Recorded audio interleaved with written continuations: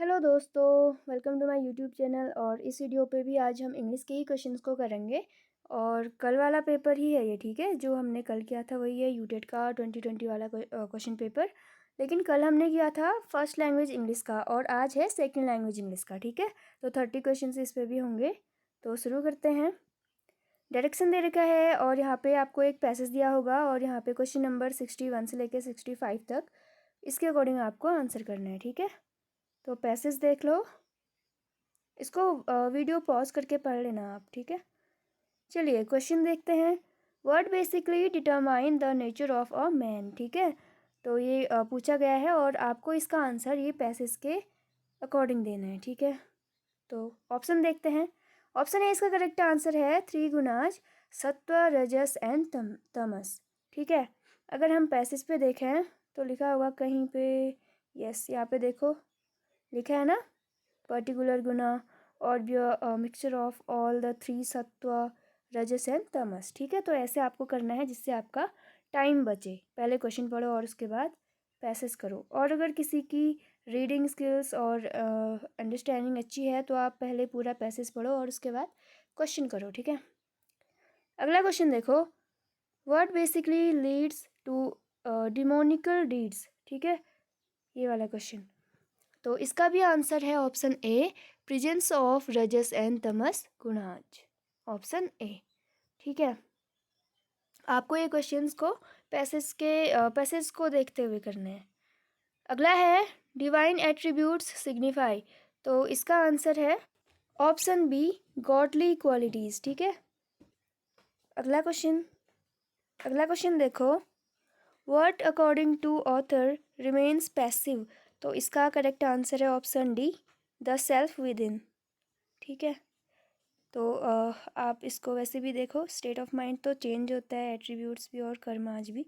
तो the self with in एक ऐसी चीज़ है जो चेंज नहीं होती, लेकिन इसको पैसेज पढ़ने के बाद ही आपको करना है, ठीक है। अगला देखें। अगला है find the word in the passage which means habit of behaving in a particular way. तो इसका जो करेक्ट आंसर है वो है ऑप्शन ए, प्रोपेंसिटीज़, ठीक है। प्रोपेंसिटीज़ का मतलब होता है प्रवृत्तियाँ या फिर habit of behaving in a particular way, ठीक है, जो पूछा गया है क्वेश्चन पे। अगला क्वेश्चन देखो। Pronunciation is related to.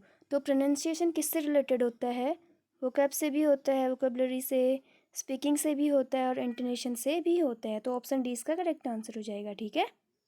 अगला क्वेश्चन देखते हैं। अगला क्वेश्चन देखो। Grammar come translation method is used in teaching. तो पूछा गया है ग्रामर कम ट्रांसलेशन मेथड को आप कौन सी लैंग्वेज सिखाने में यूज करेंगे, ठीक है। तो ये आप करेंगे सेकंड लैंग्वेज को सिखाने में, ठीक है, ऑप्शन सी। और ऐसा क्यों होता है, ग्रामर कम ट्रांसलेशन मेथड की ज़रूरत क्यों पड़ती है सेकंड लैंग्वेज को सीखने के लिए?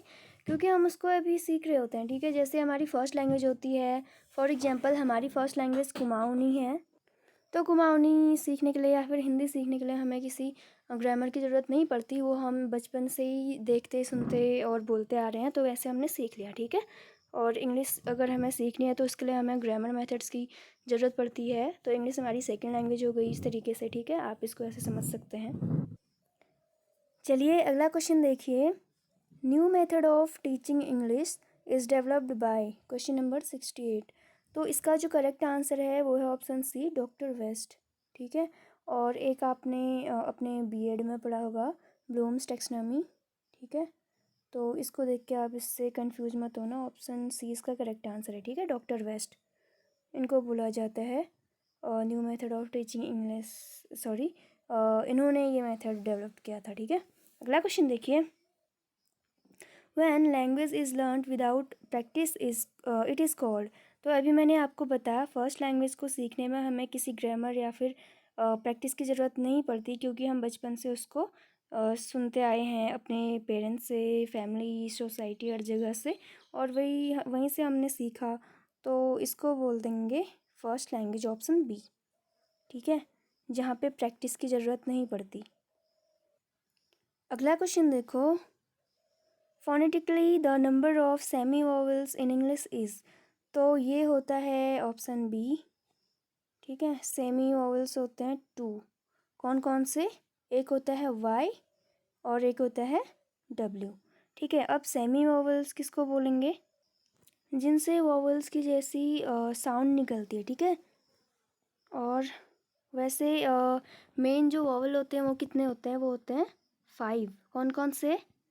ए, ई, आई, ओ और यू, ठीक है। और बाकी कॉन्सोनेंट कितने होते हैं? वो होते हैं 21। और लेटर्स टोटल कितने हो जाएंगे? 26। देखिए यहाँ से क्वेश्चंस बनते हैं, तभी मैं आपको इतना बेसिक सा भी बता रही हूँ, ठीक है। और अगर अल्फ़ाबेट पूछा होगा तो वो एक ही होता है किसी भी लैंग्वेज में, ठीक है। सॉरी, ए लिख दिया मैंने। एक ही होता है अल्फ़ाबेट, ठीक है। वर्णमाला जिसको बोलते हैं। यहाँ पे अल्फ़ाबेट और लेटर्स पे लोग कंफ्यूज होते हैं। लेटर्स होते हैं 26 और अल्फ़ाबेट होता है 1, ठीक है।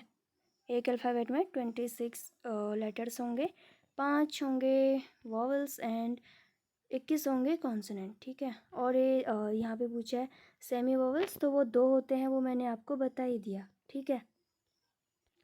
अब आप इनको देख के ही समझ सकते हैं कि इनको सेमी वोवल क्यों बोलते हैं, क्योंकि इनसे साउंड कभी कभी आती है वोवल्स के जैसी, लेकिन ये हैं वैसे कॉन्सोनेंट, ठीक है। जैसे ईयर होता है तो उस पर ईयर जैसे ई का साउंड आ रहा है तो वो वोवल का साउंड आ रहा है, ठीक है। तो ऐसे इसका कॉन्सेप्ट है। चलिए अगला क्वेश्चन देखो। और disorder related to language comprehension is, तो ये होता है अफेजिया, ऑप्शन ए, ठीक है। अगला क्वेश्चन डायरेक्शन दिया है, question number 72। In the following question select the most suitable option for the direct और इनडायरेक्ट नरेशन। तो आपने कल वाले वीडियो में भी देखा कि डायरेक्ट और इनडायरेक्ट से एक क्वेश्चन बना था और एक बना था पैसिव और एक्टिव से, ठीक है। तो हमेशा ही इससे क्वेश्चन बन रहे हैं, तो इसके रूल्स होते हैं बहुत सारे, तो उनको आप अच्छे से एक बार देख लीजिएगा, ठीक है। तो चलिए क्वेश्चन पे आते हैं। The teacher said to Harry, why did you not come to school yesterday, ठीक है। तो ये एक सेंटेंस है और इसको हमने चेंज करना है इनडायरेक्ट नरेशन में, ठीक है। और इसका जो करेक्ट आंसर है वो है ऑप्शन सी, ठीक है। The teacher asked Harry why he had not come to school the previous day, ठीक है। यस्टरडे का प्रीवियस डे हो जाता है, ठीक है। और अगर टुमारो लिखा होता तो उसका हो जाता नेक्स्ट डे, ठीक है। ऐसे इसमें कुछ रूल्स होते हैं, इनको आप देख लेना। अगला क्वेश्चन देखो, यहाँ पे भी डायरेक्शन दे रखा है। Question number 73। Fill in the blanks with correct form of verb from the given options. तो यहाँ पे ऑप्शन दे रखे हैं और आपको करेक्ट फॉर्म ऑफ वर्ब को फिल करना है, ठीक है। सेंटेंस देखो, सी और ब्रैकेट में दे रखा है स्वीप का, तो स्वीप, तो इसका करेक्ट फॉर्म हमने फिल करना है, ठीक है। See the floor when she suddenly blank and फिर स्कॉर्पियन, ठीक है। तो इसका जो करेक्ट आंसर है वो option B, was sweeping and so इसको रख के देखो, she was sweeping the floor when she suddenly saw a scorpion, ठीक है। तो ये इसका करेक्ट आंसर हो जाएगा। अगला देखो, choose the correct preposition from the choices given. तो आपको ऑप्शन दे रखे हैं, ठीक है। सेंटेंस देखो, nature is seldom lavish her intellectual gifts.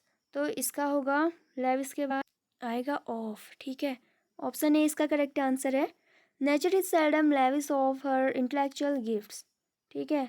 अगला क्वेश्चन देखिए, find the sentence which is incorrect. तो इस पे 4 सेंटेंसेस दे रखे हैं, जिसमें से आपको एक रॉन्ग सेंटेंस को सेलेक्ट करना है, ठीक है, ढूंढना है। चलिए ऑप्शन देखो, तो ऑप्शन बी इसका करेक्ट आंसर है, ठीक है। Time and tide wait for some, ये रॉन्ग सेंटेंस यहाँ पे दिया गया है, ठीक है। अगला क्वेश्चन देखो 76, find the sentence which is correct. तो इस पर आपको करेक्ट सेलेक्ट करना है, ऊपर में आपको इनकरेक्ट करना था, ठीक है। तो इसका जो करेक्ट आंसर है वो है ऑप्शन सी, ठीक है। He and I were playing, option C, ठीक है। यहाँ पे आई जो है इसको सब्जेक्टिव फॉर्म में लिखा है, और ही एंड आई दोनों के लिए है इसलिए प्लूरल फॉर्म वर्ड का यूज है, और पास्ट में इसीलिए वर्ड लिखा है। ठीक है, अगला क्वेश्चन देखते हैं। ठीक है, ये है इग्नोमिनियस मीन्स। तो ये फिर से ये है वन वर्ड सब्स्टिट्यूशन वाला क्वेश्चन। तो आपको यहाँ पे वर्ड दे रखा है और इसका मीनिंग आपको बताना है। ठीक है, इसका जो करेक्ट आंसर है वो है ऑप्शन बी। ठीक है, that which makes one feel ashamed, उसको बोलते हैं इग्नोमिनियस। अगला क्वेश्चन देखो, choose the word which correct spellings. तो इसमें से 4 वर्ड आपको दे रखे हैं और जिसकी स्पेलिंग बिल्कुल करेक्ट है वो आपको बताना है। तो ऑप्शन सी इसका करेक्ट आंसर हो जाएगा। ठीक है, ऑप्शन सी लिएजॉन, और इसका मतलब होता है मेल जोल बढ़ाना। ठीक है, अगला क्वेश्चन देखो, डायरेक्शन दिया है, find out the part that has error in the sentence, mark D if there is no error. तो यहाँ पे ए बी सी और डी आपको पार्ट दे रखे हैं एक सेंटेंस के। आपको ए बी और सी में बताना है कि किस में यहाँ पे एरर है, और अगर एरर नहीं है तो आपको ऑप्शन डी सेलेक्ट करना है। ठीक है, तो सेंटेंस देखो, what to speak of refreshment, she did not ask me even for a glass of water. ठीक है, या फिर no error. So option A इसका करेक्ट आंसर हो जाएगा। यहाँ पे स्पीक ऑफ नहीं, ऑफ होगा, मतलब सिंगल एफ होगा। ठीक है, wait, double F. Speak of का मतलब होता है टू इंडिकेट समथिंग। ठीक है, तो ऑप्शन ए में यहाँ पे एरर था। अगला क्वेश्चन, इसमें आपको हाँ PQRS वाला ये क्वेश्चन है। यहाँ पे जम्बल्ड सेंटेंस दिया होगा, इसको आपको एक सीक्वेंस में रखना है। ठीक है, और इसको 4 पार्ट्स में डिवाइड किया है, PQR और S। ठीक है, इनको एक सीक्वेंस में रखना है आपको। देखिए, इनको रख के देखो, और इसको इजीली आप कर सकते हो। पहले ऑप्शन से करो। ठीक है, तो सेंटेंस या तो स्टार्ट होगा Q से, या फिर R से, या फिर S से। ठीक है, तो एस, चलो पढ़ के देखो, where students and teachers can donate books. तो इससे तो स्टार्ट नहीं हो सकता। ठीक है, आर से देखो, a group of friends have decided, इससे हो सकता है। ठीक है, क्यू से देखो, to be sent to underprivileged children, नहीं, इससे नहीं होगा। आर से ही स्टार्ट होगा, तो ऑप्शन ए और ऑप्शन डी को आप एलिमिनेट कर सकते हो। ठीक है, अब बचे 2 ऑप्शन, और इनमें देखो आर के बाद पहले वाले में दे रखा है क्यू। तो चलो रख के देखते हैं, a group of friends have decided to be sent the underprivileged children, नहीं, ये नहीं होगा। आर के बाद पी रख के देखो, a group of friends have decided to start a kindness club in your school. ठीक है, ये कुछ सेंस बन रहा है इसका। ठीक है, तो ऑप्शन सी इसका करेक्ट आंसर होगा। ठीक है, आपको ज़्यादा पूरा रखने की या फिर सारे ही मैच करने की ज़रूरत नहीं पड़ी। ठीक है, इस तरीके से आप एलिमिनेशन मेथड का यूज कर सकते हैं इनको फटाफट करने के लिए। तो ऑप्शन सी इसका करेक्ट आंसर हो जाएगा। ठीक है, अब इसको पूरा रख के आप इसको चाहो तो पढ़ सकते हो। ठीक है, चलिए पढ़ते हैं। A group of friends have decided to start a kindness club in your school where students and teachers can donate to be sent the unprivileged children। ठीक है, तो क्यों लास्ट में आएगा, तो ऑप्शन सी इसका करेक्ट आंसर है। अगला क्वेश्चन देखते हैं, ऊपर होगा, yes, choose the correct meaning of the underline idiom और फ्रेज। तो यहाँ पे आपको इडियम या फ्रेज दे रखा है, इसका आपको मीनिंग बताना है। ठीक है, तो चलिए पढ़ते हैं। We should always be prompt and active and not let the grass grow under our feet. तो कभी भी ईडियम और फ्रेज होते हैं ना, तो जैसा ईडियम पे लिखा होगा एज इट इज़ उसी से रिलेटेड कोई भी वर्ड अगर नीचे मतलब ऑप्शंस पे दिया होगा तो वो पक्का ही गलत होगा। जैसे यहाँ पे लेट द ग्रास ग्रो लिखा है, तो घास के बारे में यहाँ पे बताया है, तो ज़रूरी नहीं है कि ये घास के बारे में ही होगा। ठीक है, ग्रास के बारे में नहीं होगा। तो इससे हम ऑप्शंस को एलिमिनेट कर सकते हैं। कैसे, देखो ऑप्शन पढ़ो, कट द ग्रास अंडर और फीट इन टाइम। तो इस ईडियम का मतलब ये तो बिल्कुल भी नहीं होगा, ठीक है। तो ऐसे चीज़ों को आप अवॉइड करो, एलिमिनेट करो, ठीक है। अगला ऑप्शन देखो, not allow the grass to grow, फिर से ग्रास की बात कर रहा है तो नहीं होगा, ठीक है। और यहाँ पे ग्रास दे रखा है तो ऑप्शन में नहीं होगा, ठीक है। अगला ऑप्शन देखो, not delay in getting things done, हो सकता है। अगला देखो, wait for the favourable situation, तो आपको बेसिकली कंफ्यूज होना चाहिए था ऑप्शन सी और डी में, और इसका जो करेक्ट आंसर है वो है option C, not delay in getting things done, ठीक है, ऑप्शन सी। और इसको आप कॉमन सेंस के हिसाब से भी कर सकते हो कि इडियम नेगेटिव है या पॉजिटिव है करके, ठीक है। तो यहाँ पे दिया था late the grass grow under और फीट, तो यहाँ पे पॉजिटिव सेंस बन रहा था। तो उस हिसाब से भी आप कभी भी आगे को इस तरीके के जो भी क्वेश्चन है उनको कर सकते हो, ठीक है। अगला question, choose the correct option for change of voice, देखो वॉइस वाला क्वेश्चन आ गया फिर से, ठीक है। कल वाले वीडियो पे भी आपने देखा होगा। ओके, क्वेश्चन है, it disappoints me that the members have adopted an unrealistic policy, तो इसका करेक्ट जो आंसर है वो है option B, I am disappointed that an unrealistic policy has been adopted by the members, ठीक है। बाकी ऑप्शंस को भी आप पढ़ सकते हो, बट इसके लिए आपको रूल्स पढ़ने ही पड़ेंगे, क्योंकि बहुत सारे रूल्स होते हैं। मैं ऐसे वीडियो पे आपको एक दो रूल समझा के अधूरा नॉलेज नहीं दे सकती ना, आप वैसे कंफ्यूज हो जाओगे। तो इनको आप पूरा पढ़ लेना, क्योंकि क्वेश्चन बनते हैं इनसे। ओके, अगला क्वेश्चन देखो, 83, select the appropriate modal in the given sentence, तो सेंटेंस देखो, why did you stay at a hotel when you went to Mumbai, you और फिर ब्लैंक दे रखा है विद योर अंकल, तो ऑप्शन देखो, कैन स्टे, कुड स्टे और could have stayed, must stay. तो देखो यहाँ पे दो ऑप्शन तो ऐसे हैं जिनको आप आसानी से एलिमिनेट कर सकते हो, ठीक है। क्योंकि सेंटेंस पास्ट टेंस में है तो कैन स्टे नहीं होगा, ऑप्शन ए और डी तो नहीं होंगे, ठीक है। ऑप्शन ए और डी नहीं होंगे, तो बचे कौन, बी और सी। इसमें आप कंफ्यूज्ड हो सकते हो, बट इसका जो करेक्ट आंसर है वो है option C, could have stayed, okay. Past perfect tense में इसका यूज होगा। अगला देखो, fill in the blank with correct word, word या फिर वर्ड्स, ठीक है। सेंटेंस है, grain they had was damaged by sea water.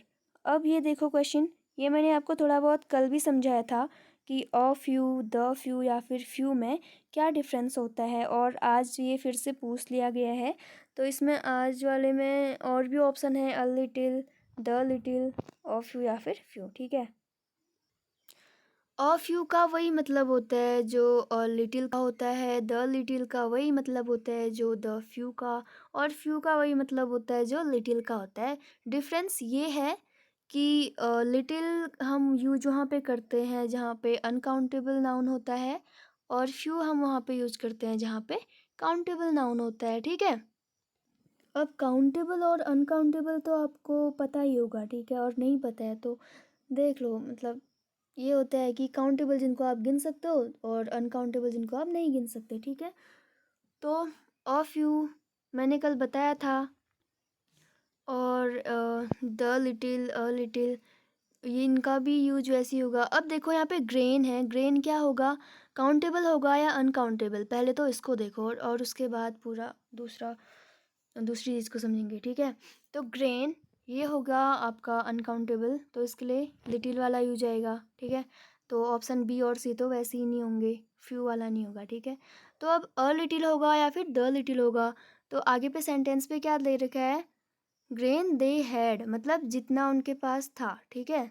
जितना भी ग्रेन उनके पास था वो डैमेज हो गया था सी वाटर से, तो जितना भी था मतलब, तो इसके लिए क्या होगा, द, ठीक है। The little grain they had was damaged by sea water. अब इसके लिए मैंने कल आपको फ्यू वाला कॉन्सेप्ट समझाया था, इसको एक बार फिर से समझा देती हूँ, ठीक है। मान लो ये एक प्लेट है, इसमें इसमें होने चाहिए लड्डू, बट इसमें नहीं है, ठीक है। तो इसको इसके लिए हम यूज़ करेंगे फ्यू या फिर लिटिल। अब यहाँ पे मैं काउंटेबल नाउन के लिए फ्यू यूज कर रही हूँ, आप अनकाउंटेबल में लिटिल को ऐसे समझ लेना, ठीक है। सेम होते हैं। तो अगर यहाँ पर 5 या फिर चलो 2 लड्डू अगर यहाँ पर हैं, तो मैं बोलूँगी कि मैंने दोनों 2 लड्डू थे और दोनों मैंने खा दिए। तो इतने बड़े प्लेट में 2 लड्डू थे और मैंने दोनों खा दिए, तो इसके लिए मैं क्या बोलूँगी, द फ्यू यूज होगा यहाँ पे, ठीक है। मतलब जो कुछ भी था उसमें। अब मान लो इसमें और भी बहुत सारे लड्डू थे, बहुत सारे थे, ठीक है, और उसमें से मैंने 1 या फिर 2 लड्डू खा लिए बहुत सारे लड्डू में से, तो उसके लिए हम यूज़ करेंगे अ फ्यू, ठीक है। तो ऐसे आप इसको समझ सकते हैं। अगला क्वेश्चन, इसमें आपको फिगर ऑफ स्पीच बताना है। इससे भी 2 क्वेश्चन कल वाले वीडियो में भी पूछे गए थे और आज भी इससे क्वेश्चन पूछे गए हैं, ठीक है। Choose the figure of speech used in the following sentence. Sentence है variety is the spice of life, ठीक है। तो इसका जो करेक्ट आंसर है वो है ऑप्शन बी, मेटाफोर, ठीक है। कल मैंने आपको पर्सोनिफिकेशन बताया था और ऑक्सीमोरन बताया था, ठीक है। और आज मैं आपको बताऊंगी मेटाफोर होता क्या है। मेटाफोर में 2 डिफरेंट चीज़ों को कंपेयर किया जाता है, लेकिन कंपैरिजन वाले वर्ड्स को इसमें यूज़ नहीं किया जाता, ठीक है। हिंदी में जिसको रूपक अलंकार बोलते हैं, ठीक है, हिंदी वालों को भी समझ में आ जाएगा। जैसे सिंपल अगर हम एग्जांपल लें तो हम बोल सकते हैं लाइफ इज़ अ ड्रीम। अब इसको हम अगर बोलना चाहें कि life is like a dream, अगर हम यहाँ पे लाइक जैसा वर्ड यूज़ कर रहे हैं जो कंपैरिजन को दर्शाता है, तो वो मेटाफोर नहीं होगा। लेकिन हमने इस वर्ड को यहाँ पे हटा दिया, लाइफ इज़ अ ड्रीम हम डायरेक्ट बोल रहे हैं, तो इसको मेटाफोर बोलेंगे। और वैसे ही यहाँ पर variety is the spice of life बोला है, ठीक है, तो इसीलिए ये मेटाफोर होगा।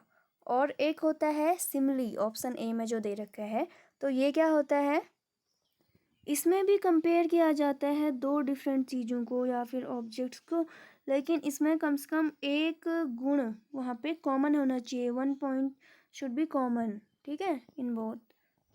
और इसमें कंपैरिजन वाले वर्ड्स का यूज होता है। तो सिमिली और मेटाफोर में बस यही डिफरेंस है, ठीक है। मेटाफोर में हम कंपैरिजन वाले वर्ड्स का यूज़ नहीं कर सकते थे, जैसे लाइक, एज, सो, एज एज या फिर सो एज, लेकिन सिमिली में इनका यूज़ किया जाता है, ठीक है। जैसे अगर हम बोलें वर्ड्स आर लाइक लीव्स, ठीक है, यहाँ पे वर्ड्स को लीव्स के जैसे बताया गया है, तो और यहाँ पे लाइक कंपैरिजन वर्ड का यूज़ किया है, तो ये हो जाएगा सिमिली, ठीक है। और जैसे हमने मेटाफोर वाले में एक एग्जांपल दिया था लाइफ इज़ अ ड्रीम, तो उसको अगर हम सिमिली बनाना चाहें तो उसके लिए हम बोलेंगे life is like a dream, ठीक है। आपको आई होप डिफरेंस पता चल गया होगा। अगला क्वेश्चन देखते हैं, रीड द पैसेज। ये फिर से पैसेज वाला क्वेश्चन आ गया, इसको आप पढ़ लेना। क्वेश्चंस के आंसर मैं आपको बता दूंगी, ठीक है। वीडियो पॉज करके आप देख सकते हैं। देखिए, प्रैक्टिस अगर आप करेंगे तो आप ही को फ़ायदा होगा। अगर आप स्किप करेंगे और पेपर के टाइम पे आपको टफ लगेगा तो फिर मुश्किल हो जाएगी, ठीक है। तो क्वेश्चन देखो, the benefit of reading poetry is. तो यहाँ पे पोइट्री से रिलेटेड कोई पैसेज दिया होगा, तो उसमें पूछा गया है the benefit of reading poetry is. तो ऑप्शन बी इसका करेक्ट आंसर है, gives us noble thoughts and beautiful imaginings, ठीक है, ऑप्शन बी। अगला 87th, whose life is empty. तो इसका करेक्ट आंसर है option C, who does not read. अगला है क्वेश्चन, किंग्स ट्रेजर्स मीन्स। तो इसका जो आंसर है option D, all of these, gold and silver, books, currency, ठीक है। तो ये सारे होते हैं किंग्स ट्रेजर्स, मतलब इस पैसेज में दे रखा है, ठीक है। ऑप्शन डी इसका करेक्ट आंसर हो जाएगा। ओके वेट, सॉरी, इसका करेक्ट आंसर है ऑप्शन बी, बुक्स, ठीक है, वो गलती से हो गया था। अगला क्वेश्चन देखो, अगला क्वेश्चन है, as we need wholesome food for the body so we need for the mind. तो जैसे हमारी बॉडी के लिए फूड रिक्वायरमेंट है, वैसी माइंड के लिए क्या है, ऐसा कुछ ऑप्शन में दे रखा है, ठीक है, पैसेज में दे रखा होगा। इसका जो करेक्ट आंसर है वो है option D, all of these, ठीक है। ऑप्शन देखो, good novels, novel, books of history, biography, philosophy, regional religion, sorry etc, या फिर पोइट्री। तो ये सारे ही होते हैं, ठीक है, तो all of these, option D. अगला और last question, choose the most appropriate title of the passage, writers main thrust in the passage. तो इसका अप्रोप्रिएट टाइटल क्या होगा, इसके लिए तो आपको पैसेज पढ़ना ही पड़ेगा, ठीक है। ऑप्शन सी इसमें इसका करेक्ट आंसर दिया है, हैबिट ऑफ गुड रीडिंग। तो ये 30 क्वेश्चंस कंप्लीट हो गए हैं इस वाले पेपर के भी। और ये था सेकंड लैंग्वेज। सेकंड लैंग्वेज और फर्स्ट लैंग्वेज सेलेक्ट करने में क्या डिफरेंस होता है और क्या फ़ायदे होते हैं, कौन सी लैंग्वेज सेलेक्ट करनी चाहिए, ये सब मैंने एक वीडियो में बताया हुआ है, जिसमें मैंने यूटेट का पेपर पैटर्न भी बताया हुआ है। तो अगर आपने नहीं देखा है तो आप चाहो तो देख सकते हो, ठीक है। तो ये सारे क्वेश्चन आज डिस्कस हो गए, और इसके अलावा बाकी के क्वेश्चंस भी हम करेंगे, और फर्स्ट पेपर के भी करेंगे, और 2021 वाला पेपर भी करेंगे, ठीक है। सो स्टे कनेक्टेड, और वीडियो को शेयर करना, लाइक करना, ठीक है। Okay, thanks for watching.